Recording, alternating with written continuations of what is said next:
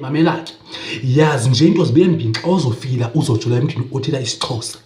Okokuqala nje unenyani. Okwesibili nje uyathanda ukuspoyila.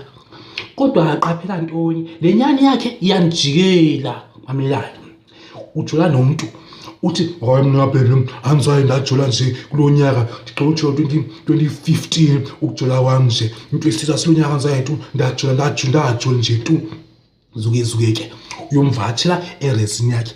Ofika erezini yakhe nje ukuqala 8 hours isivakashi sijikele ngoku siphume. Bahlala bebangaphi bewu2.